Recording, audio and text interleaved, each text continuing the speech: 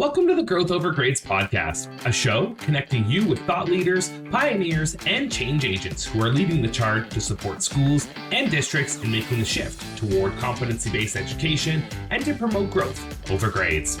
I'm Jordan Lewis, and on the show today, the Massachusetts State-appointed Regional Commissioner for the Essex County Status of Women and Director of Mental Health, Social and Emotional Learning, and Specialized Student Supports, Brenda Pena.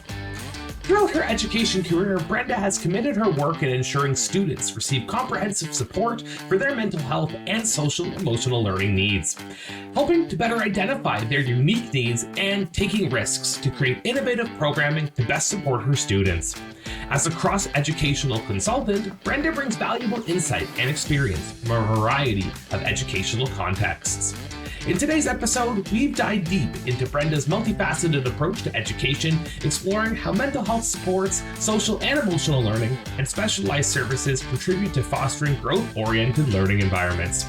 We discuss strategies for implementing a holistic approach to student development and how this approach can create more inclusive and effective experiences for our students. Now, to my conversation with Brenda Pena. Brenda, so great to have you here on the show today. Thanks for spending some time with us. We're really excited about today's topic of conversation. Obviously, it is incredibly important in all our schools and districts globally, I would go as far as to say. But before we do dive into our conversation, we're going to start off with an easy question. How are you feeling? How are things? How are you doing here today? So summer is good, feeling great, excited to be here. Thank you so much for the invite. Just came back from the ASCA conference in Kansas City, which was incredible. About 4,000 folks attended. So it was wonderful to be able to attend, but also be able to access new additional resources. So overall, feeling really good. I love that. And we can feel the positive vibes here for the listeners that are on the audio only. Brenda's got a smile ear to ear. You're going to hear that throughout today's conversation. Brenda, one thing I love that these days we can be back in person. We can be collaborating. It seems to be the sentiment with all of our leaders. Getting that face-to-face opportunity to network is so great. And the summer is a really great time to do it. Get away from the busyness that is the year and dive into some of that essential learning that takes place. We're going to be talking a lot about learning, talking a lot about students here today. But first, Brenda, just share with the listeners a little bit about your background in education and the journey that you took to get to district administration. Thank you. So yes, I've been an educator for the past 2 decades. Started off in nonprofit work and had the opportunity to support young people that were gang involved, but also did some immigration and housing work. And that was, in my early 20s, mid 20s, I then got into school-based social work, and did that for about 8 years. Did it within the public school sector, served as a bilingual social worker, and then moved to the general ed social work area. And in 2014 is really when I started to explore leadership. Had the opportunity to work with an organization, and we did work with a level 3 school, which we did then turn around, which became a charter school. And I was one of the founding members. I served there as Dean of Students, but then head of family engagement. And I was the specialist there. And then that's when I really was kind of toying around and exploring with just school-based leadership opportunities, and potentially future district leadership opportunities. So I did that for a number of years, and then transitioned to become an associate principal, and did that for a good number of years as well. Really enjoyed it, loved having my own class, and was able to move with a cohort of students and graduate a cohort of students, and really enjoyed that throughout the number of years. That was in the high school setting, and then really transitioned to principalship. Had the opportunity to also experience that within the school-based leadership setting. And then I realized I love being within a building, but I am very macro focused, and I recognized that I wanted to make a greater impact. And that was important for me. That's why I transitioned. The last 2 years, I've been in district leadership. So I'm now the director of mental health, SEL, and specialized student supports. I have a big job where I'm at, and I absolutely love Chelsea Public Schools. That's where I'm working. I oversee the social work department. I work closely with the director of school counseling, who oversees that department. But then I also oversee the mediators. I oversee our very unique model of our young parenting program, which has been expanded to grades 7 through 12. That is a unique model in the state of Massachusetts. And then also support and oversee. I have an incredible McKinney Vento assistant director, and I oversee that part of the work as well. We have a significant number of students in Chelsea that are under the MKB status, which is the homelessness status, and we are a little bit over 500. So we are a very high needs district, but we are rich. I always say small but mighty. It is 1.6 square miles. You can walk the entire city in probably 25 minutes, but very rich with community-based resources and in-district support. So that's something that I think Chelsea does very well. So I've had the pleasure of being with them for the last 2 years and really growing, and every day you learn something new. But I've really enjoyed my role. And my journey has been interesting. I always say social workers make fabulous administrators. We focus on the whole child and understand those social emotional needs. So for me to be able to do the district work, but also spearhead the social emotional learning district initiative alongside one of my colleagues, to be able to do that work for the district is so meaningful because I believe it is a marriage. We are an educational institution, but we are evolving. Student needs are becoming greater and greater when it comes to mental health and their social emotional well-being. So I really see it as a marriage. I see it as a partnership where, if kids aren't feeling great, they're not going to academically engage with in the classroom. So how do we incorporate both, and how do we do it well? And I would say Chelsea has an extremely strong model when it comes to social emotional learning. And we're continuing to expand, and we're continuing to improve. But overall, I think the model is a great model. I think it is reaching our students. And we have a very supportive central office cabinet. We have a supportive superintendent who really puts value and care into the mental health needs of our students. And it doesn't happen in every district. So, I've been able to be in a couple of different districts. And this by far, I would say, is an exemplar model when it comes to supporting. And I'm super appreciative of the support that we have from our central office team.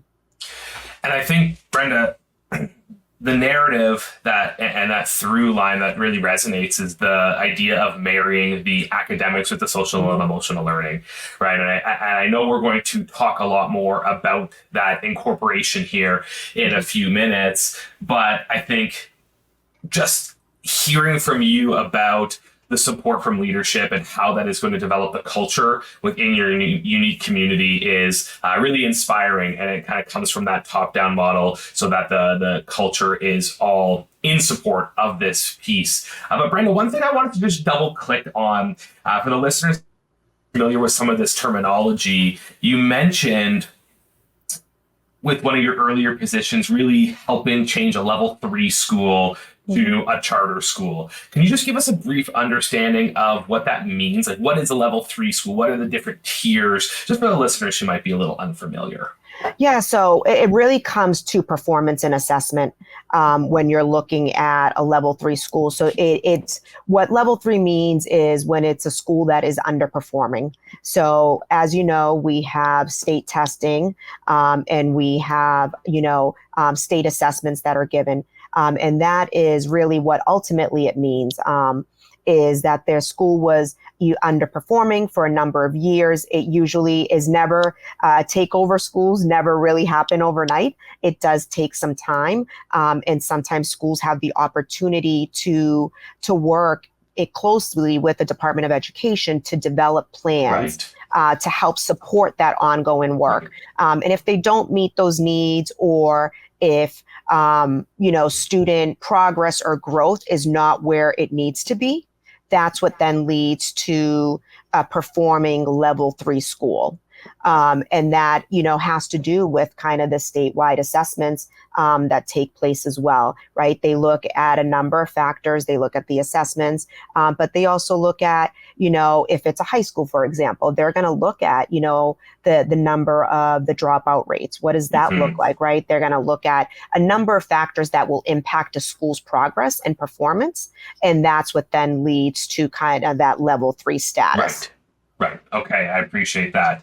But Brenda, I'm hoping we can segue a little bit to the social and emotional learning needs. And why I'm really excited is because we hear that term a lot, social and emotional learning. It's a really big buzzword. It's across a lot of headlines. I feel as a school and an education system coming out of the pandemic, it really took on a lot of weight.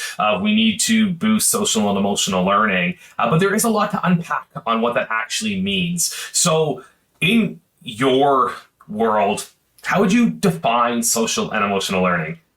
Yeah, I think social emotional learning really refers to the process through which really, children and adults, I would say, acquire and effectively apply the knowledge, attitudes, and skills necessary to really understand and manage emotions, to do goal setting, to learn and to understand empathy. And what does it mean to show empathy to others?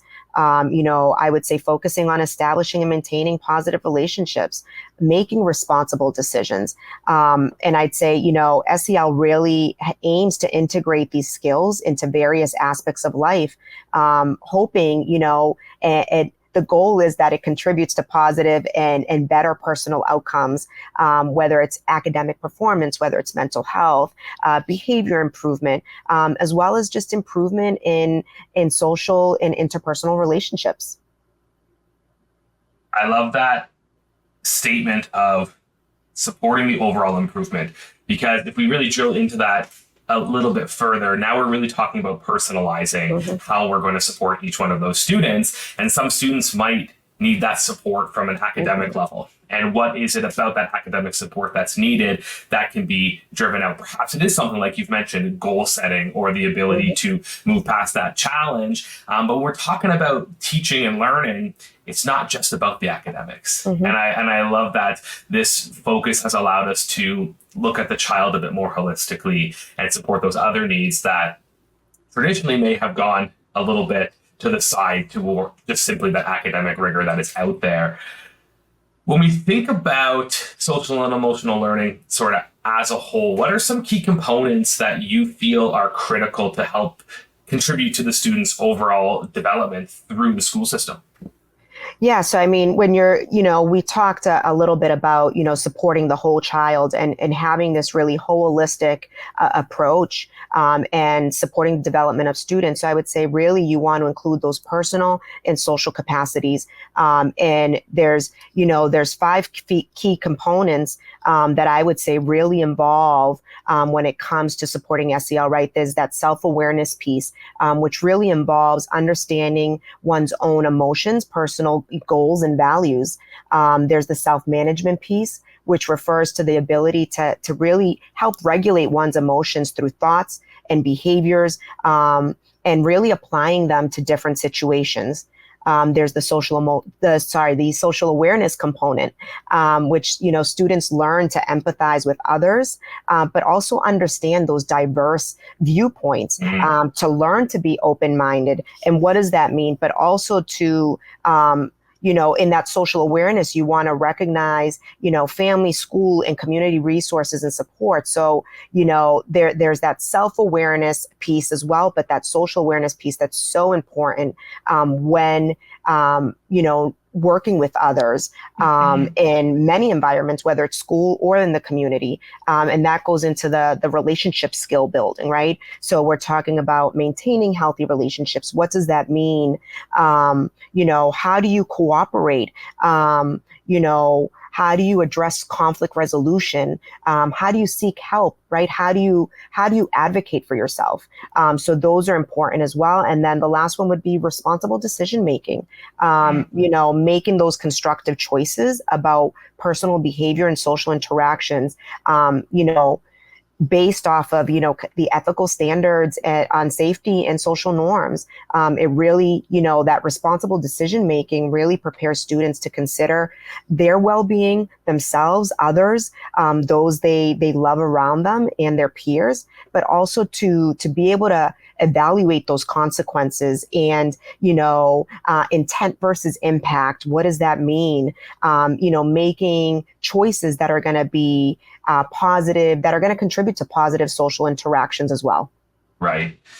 And I'm starting to see some really big connections to a lot of broader initiatives, Brenda, that we're hearing a lot about in the education system today. Things like soft skill development, so critical, tying to concepts like portrait of a graduate, right? And those competencies that are becoming, again, one of those really prominent headlines across the nation, but also factors of career readiness. So I'm curious, with your experiences in Chelsea Public Schools, are you leveraging this framework to support any of those more college-focused or portrait of a graduate type initiatives?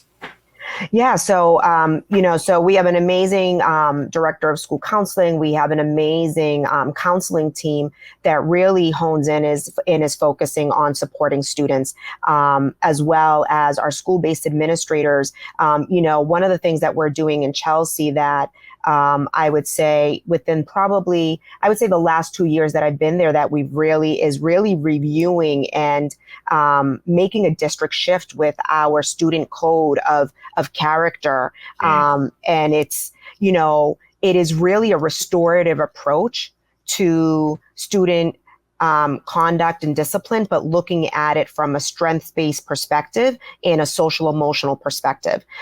So, really honing in on SEL, honing in on restorative practices, looking at MTSS, right? Those multi-tiered support systems, so that we can then support the whole child. And, we're doing that from pre-K through 12. And the goal is that our students are going to learn these skills early on. And we know it's going to take a number of years, right? All initiatives take a number of years. So we got to be patient with it. But the more we incorporate it, the more we are going to see those positive outcomes. And the goal is that our students are going to learn these skill sets early on and carry them with them. And that is something that when our students are juniors and seniors and they're ready to transition on into the real world, that they have the skills necessary beyond just academics to be able to succeed in the day-to-day world. We want our kids to be, strong self-advocates. We want our kids to build that resiliency. But we also want them to be able to have those coping skills, those problem solving skills that are necessary. So it really is a partnership. I mentioned, our school counseling team and the work that we're doing. So, I would say within our department, we fall under the equity and wellness department.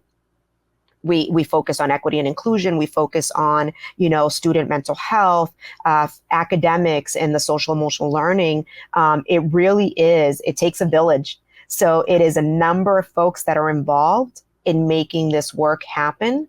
And we work closely with our school-based social workers. So our school counseling team and our social workers work hand in hand together to ensure that they're providing those tier 1, tier 2, and tier 3 related supports that are necessary. And in addition to the other work, I mentioned that we have a comprehensive SEL model as well. We have 11 schools in Chelsea. We are close to about 6,300. Again, a smaller district, 1.6 square miles. But with our 11 schools, we have SEL leads in every school. And beyond the SEL leads, each SEL lead has at least 4 to 5 members per team in each building. And we work closely together with them, myself and my other colleague who's a director of curriculum. And we work closely together to really embed. So I bring in this kind of social emotional component. He brings in the academic components, and we really marry the two. And we are streamlining our supports throughout the district so that all of our students have equitable access to resource supports, but also social emotional learning within their classroom settings. And from an integration strategy that is going to really support this not being one more thing, and I know we're going to talk about some integration strategies here in a little bit, but we just can't reinforce enough the marrying between the academic and the social and emotional aspect. I think that's so critical. And I love the reference of having those school-based social working teams and the counselors working very closely. We hear stories so often of counseling teams being overwhelmed these days because they are balancing the work of, the academic counseling and transition planning and college and career readiness components with the social and the mental health components that the students are in need of. And how do you expect one person to be able to handle all of those? So it sounds like, Brenda, that you guys are doing something that is a bit more unique in that you're balancing it in a way that's making sense to best support your students. Yeah. And I think, in the work that they're doing together, right? So we have our school counselors, and I'll incorporate the mediators as well, because we have mediators as well. They do a lot of kind of that tier one related supports, right? So for example, my mediators are doing problem solving and conflict resolution. They also focus on, and I can share a little bit more about that if you're interested, but they're also doing restorative practice when it comes to student suspensions and incorporating workshops to support. So that's that tier one work that takes place. Our school counselors will go into the classrooms and they'll do workshopping with our students. It might be around, healthy relationships. What does that look like? And then our school social workers focus on the more intensive tier 2 and tier 3 that is needed. So it really is a partnership where, our students are learning those important skills that are needed. And then, we're able to make those referrals for more intensive related work. So it really is a partnership. It's all hands on deck when it comes to the work that needs to take place. And I know that in referencing this all hands on deck mentality to support those students, and you mentioned it a little bit ago, the multi-tiered systems of support that are taking place. I'm really curious if you can share a bit more about how you're building out some of these systems. And also you're doing a really great job engaging families in this system as well. Can you just share a little bit more about what that process has looked like and how you're engaging those families? Yeah, so we have, and again, I don't think I can stress this enough in terms of how rich Chelsea is with resources, and we are unique, that we are. So we have family liaisons in every building. We have an incredible family liaison team who does the day-to-day face-to-face work with our families. And we work closely with them. We have a strong partnership and they are embedded in our day-to-day happenings. So we do work closely with them in terms of resources and support for our families. But beyond that, we also have parent universities and opportunities for our families to engage in learning. So if we have a new initiative, for example, with our coding work, we had our families join to learn more about the district coding and what is that going to look like when we are moving to this multi-tiered restorative support. So, we support them with mental health and learning about, we are predominantly Latinx, and sometimes mental health can be a challenge in the Latinx community and destigmatizing, mental health. So we educate them on that. So we really find opportunities to try to support our families, but also include them in the day-to-day happenings of our school happenings. We have, we're continuously communicating with our families. We have an incredible communications director who oversees all of the communication that goes out. So we are constantly messaging, but also inviting our families. That's one thing that I think Chelsea does, very well. Our families engage in our annual Youth Mental Health Day event that attracts, over, close to 600 participants. We have a large family back to school event that happens every summer that is spearheaded by our family liaisons. And we have, over 1,000 participants easily. We find so many opportunities, administrators, pairing coffee hours. We really try to find multiple forms of outreach to ensure that our families have the information that they need. And that's something that we really value is our family partnerships.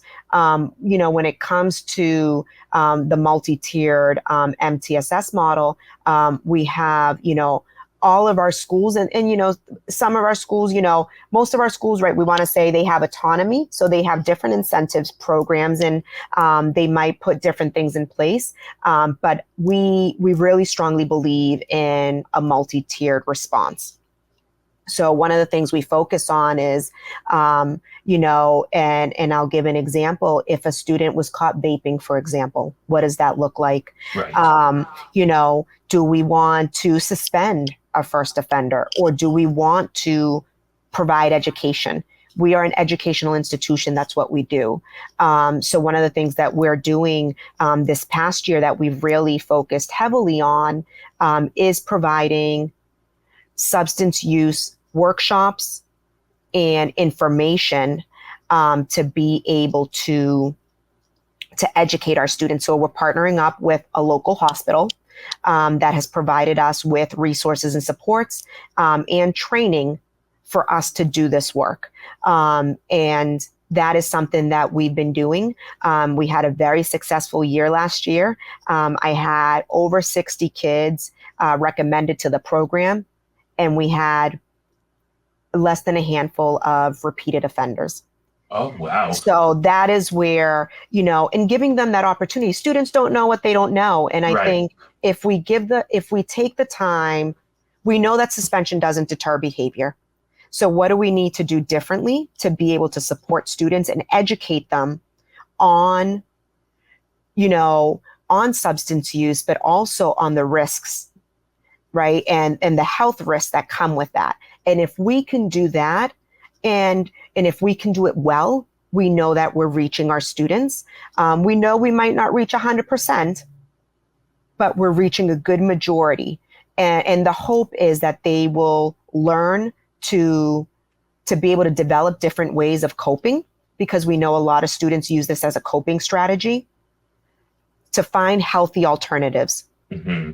And be able to then apply that. So that is our goal. But we've been very successful with that. I don't know if you're aware, in November of, I want to say maybe it was November 11th of 2022, there was a shift in the Department of Ed law in regards to suspensions and what does that look like, and really focusing on restorative measures. And that's something that we've been practicing in supporting our school-based administrators, and really as a district, just looking at that more, because we want to improve our outcomes. We know, we know that there's a high suspension rate with our Brown and Black students and with our students in special ed. So how do we support so that those students are learning the skills and that we're not being punitive in nature? And that's kind of the ongoing work that we're doing in Chelsea. And I think for the listeners hearing this story, I hope you pulled some really great strategies to begin implementing in your district right away. I love the idea of every opportunity can provide that education, that education chance to teach the student rather than reprimand that student. And I think that's a really beautiful sentiment. But I also see, Brenda, that going even broader and can be a mindset to take into lots of different relationships, whether it is teacher to student, whether it's administrator to teacher, or whether it is superintendent to central office staff, even in your personal relationships that you're having, right? Look at that as a chance for education first to learn. And I think it's a really beautiful sentiment that you're bringing to your district. And what I'm really curious about is we know that across the education system, chronic absenteeism is a really big challenge being faced by a lot of school districts. And high suspension rates and chronic absenteeism probably go hand in hand to a degree. But with this challenge, obviously, it's a challenge to then engage students in their learning. So from your experience, I mean, how have some of these shifts and a really great focus on the social and emotional learning aspect made an impact to sort of change this narrative in your schools? Yeah, so so I'll start with Chelsea's motto is knowing students by name, strength, and story. We put relationships at the forefront, and really focusing on students' sense of belonging and ensuring that our students feel welcomed and feel valued and feel like they have a place. A healthy environment to learn and to be able to thrive and grow. And I think for us, recognizing we are a high needs district, recognizing that right now, I mean, I would say nationwide absenteeism is definitely a challenge in multiple districts, not just Chelsea. But I think that students, there has to be a shift. I think our students, when they are disengaged, they're not feeling a sense of belonging. That is when we see, right, the curriculum is not culturally relevant and is not, if students can't make the connection or relate to what is being taught, that is a challenge. So how do we improve student engagement? How do we improve attendance?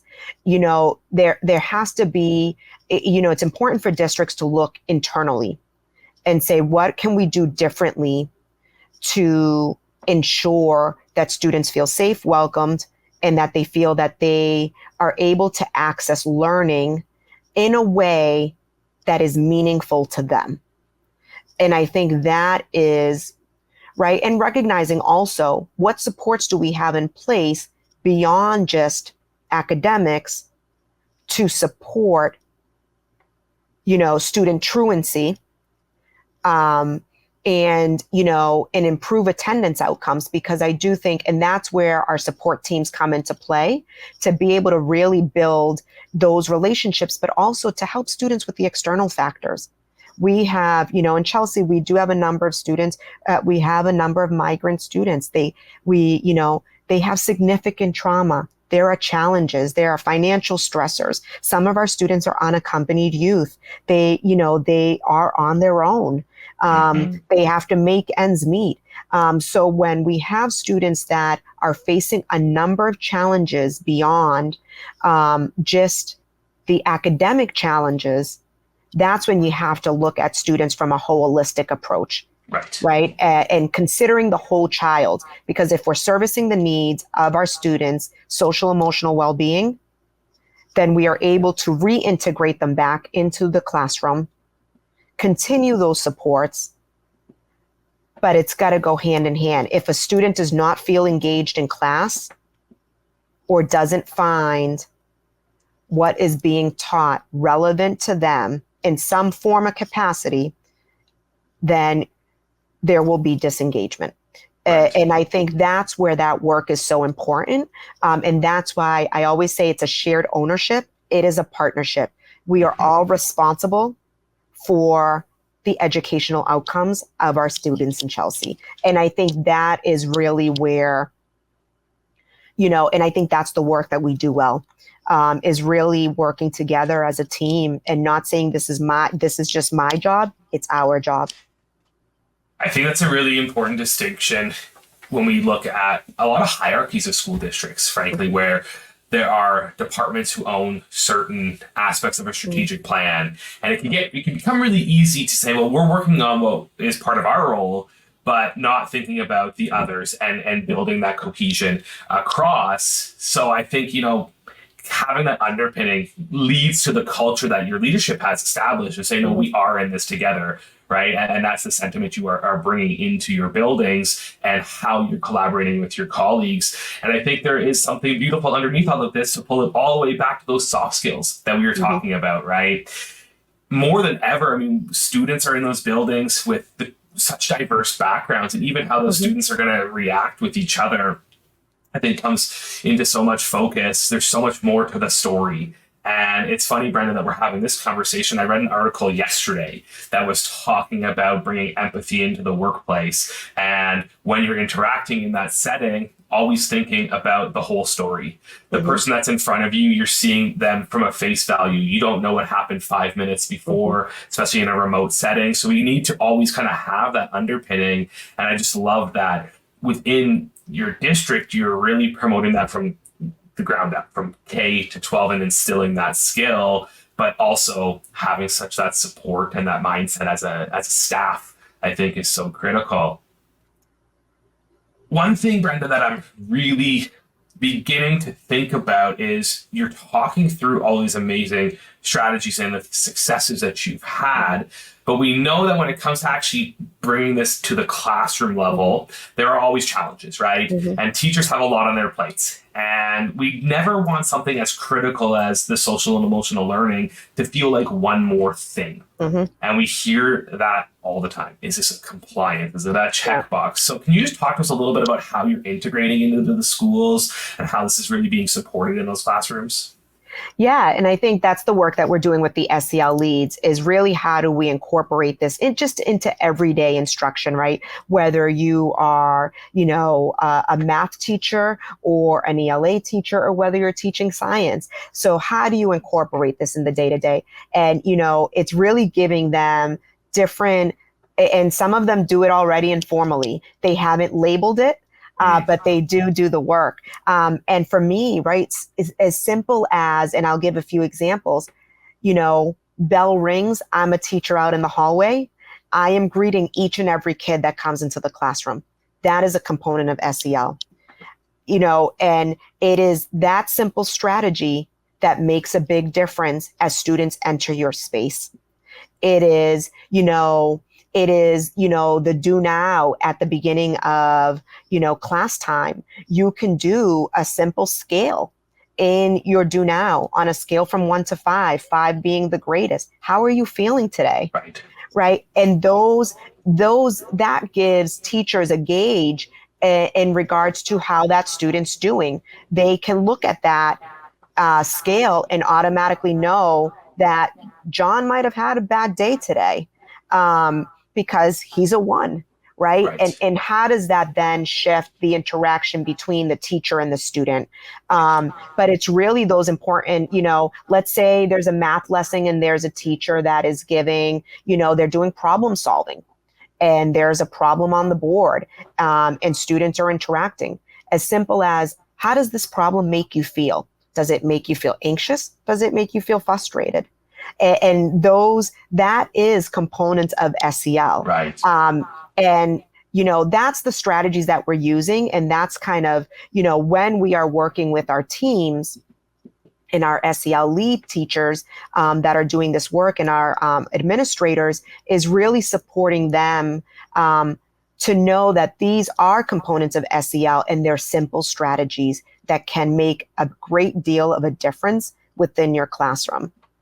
And, giving them those, opportunities to practice as well. And what's great about each school is that they have their own SEL team-based, staff. So they're able to model and provide that ongoing support with those strategies. So it's not just a one and done. This is ongoing work that we are doing within the district.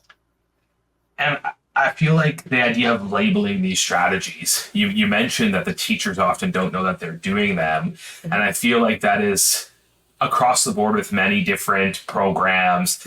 When there's a new tool brought in to support, say, formative assessment, and teachers undertake PD and go, wow, it's something I've always been doing, but I've never named it that. So I feel like, a really nice first step for folks that are trying to boost their social and emotional learning targets is to start labeling what these strategies are in this simplistic mindset, because teachers are probably doing this. And if they're not, they're easy things that they can begin to incorporate right away. But what I'm curious about, just thinking about your SEL leads in these buildings, how are they interacting with the teachers? Are they running PD, sitting in the classroom, doing coaching with them? Are they giving them activities and say, hey, this is something you could do to support these things? Can you just talk to us a little bit about that? Yeah, it's a combination of both. So they are responsible for facilitating PD during staff meetings to provide staff with information, but they are consistently communicating with staff, providing activities, resources, support. If a staff member, if a teacher needs one of them to go into the classroom to observe and provide strategies and suggestions, they're able to do that as well. So it really is a combination of different forms that we provide support to staff. I'm sure there's a large aspect of modeling some of these things as well, right? You mentioned they're in the staff meetings, they're talking about these strategies, just like our teachers are modeling these same aspects to the students. And I'm sure that there are 101 different strategies that you're able to share with us. But what I'm curious about is, with so much technology coming into play in our school systems, I'm curious from your lens, what role do you see technology playing in social and emotional learning these days? Yeah, I mean, I think it varies. I could see, technology being used to really deliver SEL content through interactive softwares, games, applications. That can also engage students. And I know there's, stuff out there that does exist, giving students scenarios so that they can do problem solving. But again, I could see that through software and through games, but also monitoring and assessment. I do feel that there's tools that can help track students' progress in developing social emotional learning skills. So data collection and analysis, early warning indicators, using technology to identify warning indicators when it comes to emotional or social struggles. And I think that's something, and also enhancing communication. I see it through, utilizing, and that's something that we do already, is, making sure that content and, materials are being sent through emails.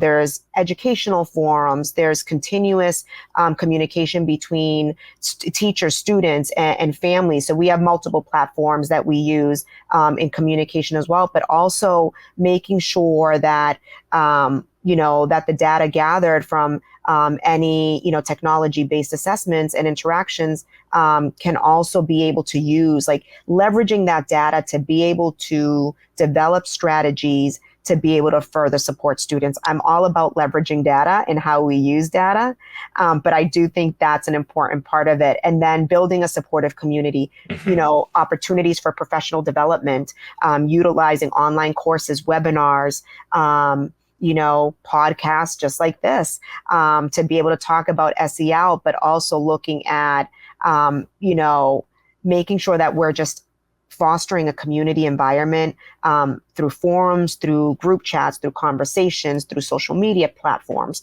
And I do think that, leveraging technology in multiple forms does support, right? I do think it will meet, it could meet the needs of all learners in different capacities.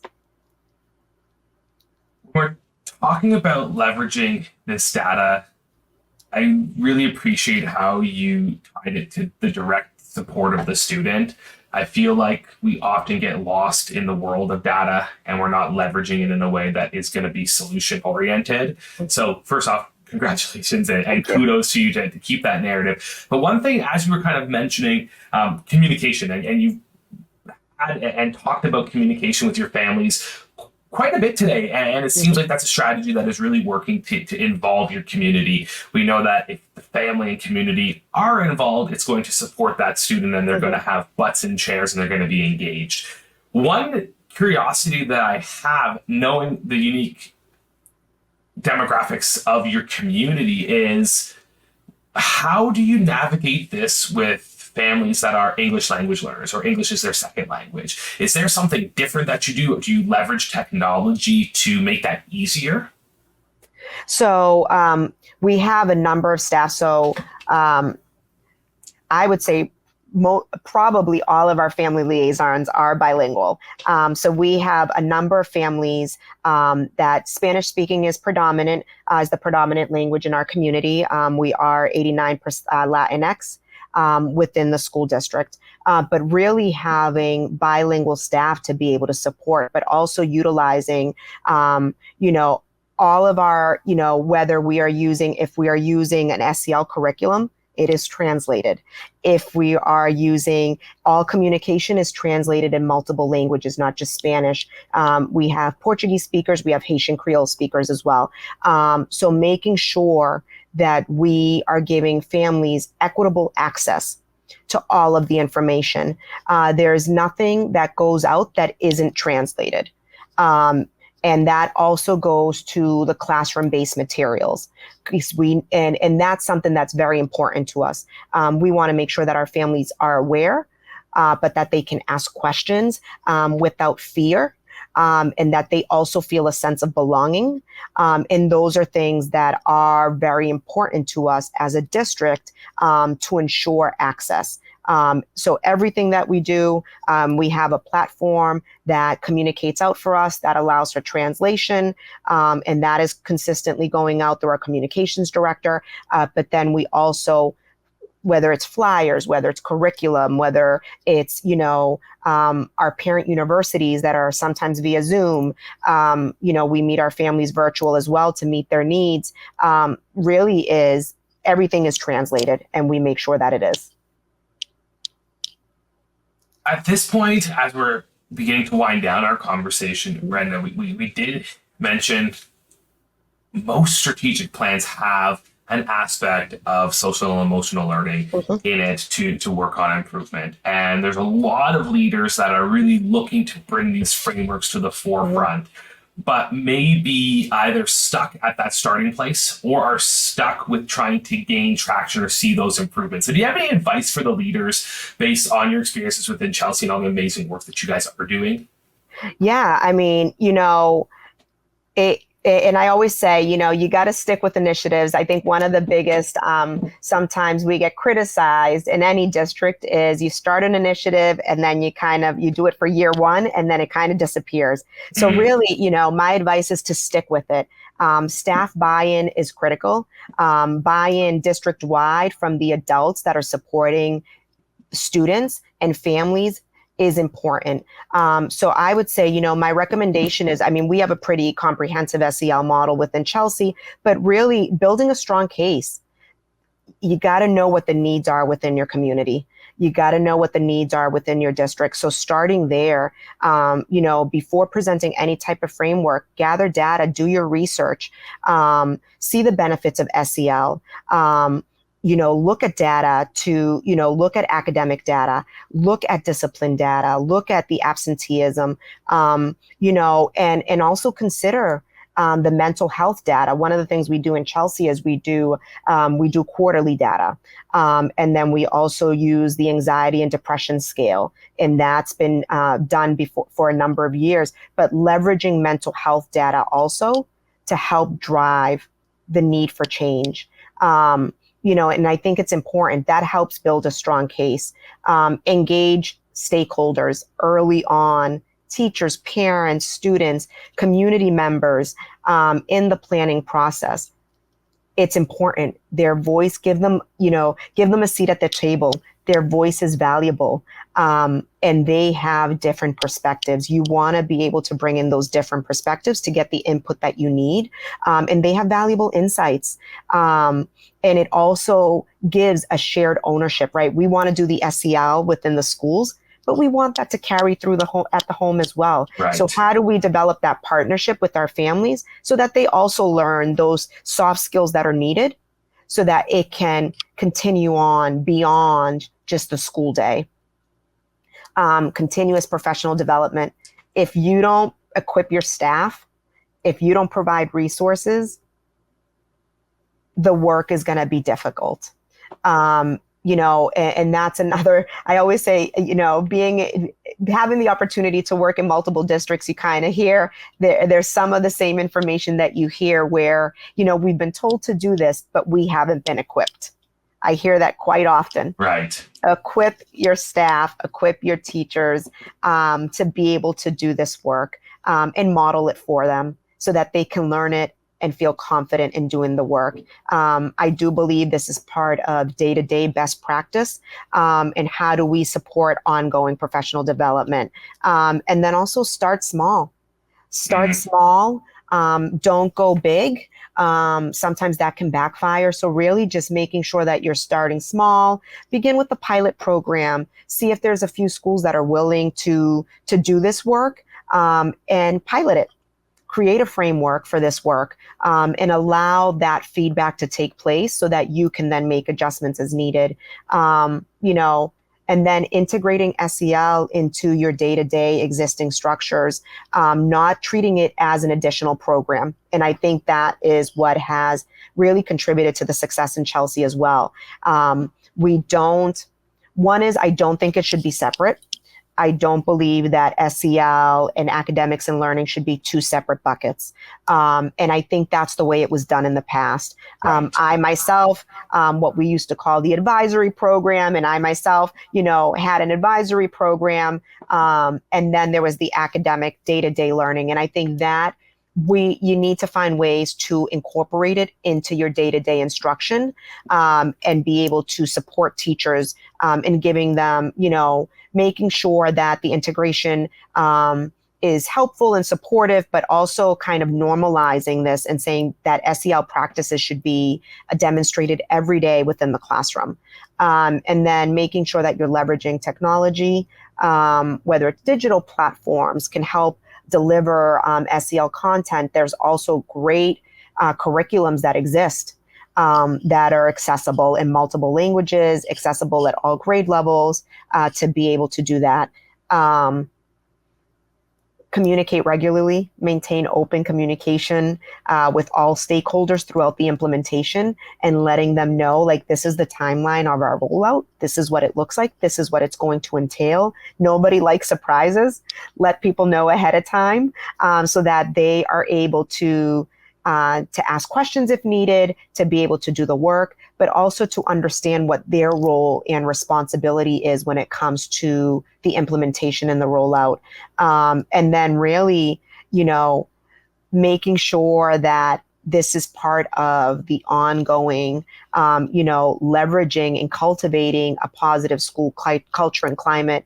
I always say, before you give our staff anything, my hope is, and always, administrators should be modeling and should be leading the work to allow staff to then see what that work looks like, right? So, carrying that as leaders, and knowing that, we need to model those SEL competencies ourselves, creating an environment that shows respect, empathy, community. And as leaders, it is important for us to demonstrate that. So then, our staff also feels a sense of belonging, also feels like they can be part of a positive school culture. So those are things that, I would say definitely are like at the top of my list. And then be patient and persistent. Cultural shifts take time. Transformation takes time. So be patient with the process, be persistent in your efforts, celebrate those small wins, and maintain that, those small wins help maintain that momentum, but also keep the community motivated. If people don't see the small wins or don't hear about those successes, it doesn't encourage the work to continue. So how do we leverage that, right? And if, for an example, if there is an incentive program in the school, how do you celebrate those students that are doing really well and make it known school-wide that we have an incredible group of students that are demonstrating empathy, right? That are demonstrating and showing those core values and demonstrating those skills that we want them to leave with when they leave Chelsea Public Schools. So really, I think it's, I would say those are kind of the 10 big key areas to focus on. And it's a lot of work, and it takes time, but it absolutely is possible. We are always learning in Chelsea. We are always improving. We are always reevaluating and assessing need. And that is how we bring in programming, improve different structures that we might have in place. But we are consistently looking at data, leveraging that data to improve student outcomes. And ultimately, that's what it comes down to. Not having a static initiative, I think, is a really critical component, Brenda, that you've mentioned. And that just leads to you sticking with it, because if it's not remaining in this static sense and you're adding in new components and you're leveraging that data to make adjustments and shifts, it's staying relevant for the students, which we know boosts engagement. Mm-hmm. It's gaining further traction and buy-in from your educators because they're getting to try new and exciting things. Mm-hmm. And your leaders get to continue to model the new strategies that you're developing. So I think, that sentiment of just stick with it, it's not going to happen overnight, transformation takes time, mm-hmm. is a really, really powerful way to sum up those strategies. And for anybody looking to bring those frameworks online, there's a lot more that we can discuss, but mm-hmm. I think that's a really, really beautiful starting place. Brenda, as we're really kind of winding down, we ask everybody this question, and I'm really excited to hear your answer on this, but why do you see an increased focus on social and emotional learning and that student well-being being so critical to the future of our K-12 education and beyond? Well, I would say, it makes me really think of, post-COVID, right? And we know that our students really struggled during COVID times. And mental health is more prevalent than ever. I think that students are looking for supports more. I think students are also self-aware and recognizing the need for supports. And I would say, I think social emotional learning has always existed to a certain extent, right. Not as prevalent as it is now, and not as visible. But I think what folks are recognizing is that because we have focused so much on and teachers feel confined to, the day-to-day challenges of pushing out curriculum, ensuring that students are meeting the assessment needs, can be overwhelming, right? But I think one of the things that we are seeing is that as that continues on, these soft skills that are so critical for day-to-day life skills are so heavily needed, and being able to find a way to, and we know that mental health needs are evolving, needs are becoming greater and greater. We know that students are using unhealthy coping mechanisms to be able to deal. And I brought up the example of vaping, but I do think that it is so important. And I think what people are realizing is that because of the lack of engagement, because of the increase of absenteeism, and because of the increase of, mental health related needs, social emotional learning is needed more than ever. Right. Because if we can start early on, right, and we sometimes come from a very reactive perspective. This is about prevention. And this is about supporting students. So when we are supporting students at a preventative level, and we're teaching these skills on early on from pre-K, starting at pre-K, we know that students will become well-versed and that they will feel comfortable, confident, but that they will have the skill sets necessary to be able to overcome some of those challenges and barriers that come on later on in life. And that it helps them make appropriate decision-making when it comes to some of those challenges as well. So I do think that preventative piece is critical. And that's really, for me, I would say the overall importance of this work is, yes, we know mental health is at an all-time rise. We know that it is real, that it is a challenge, that it is sometimes scary for staff to not know how to deal with this. but to be able to ensure that our staff is equipped with the right resources. This year we did the mental health. We did first aid mental health for our staff to equip them so that they feel confident in managing some of this and triaging it in the classroom.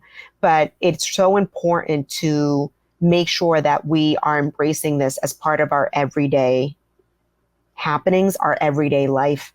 It is needed. And I do think it will improve with time if we don't put it in two separate buckets. It's got to be a marriage and it's got to go hand in hand.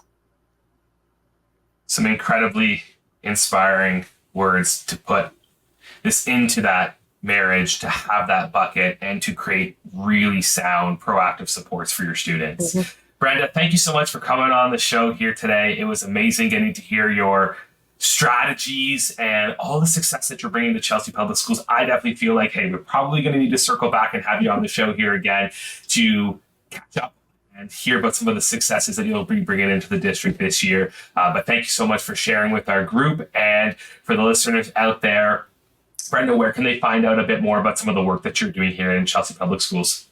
Yeah, so I mean, if you look me up in LinkedIn, it's Brenda Pena, MSW. So if you find me there, you will most certainly see all of the day-to-day happenings. I'm very active on LinkedIn and on social media, and I appreciate the invite. Thank you so much for thinking about Chelsea and for inviting us to share all of our successes. Thank you so much. Thank you.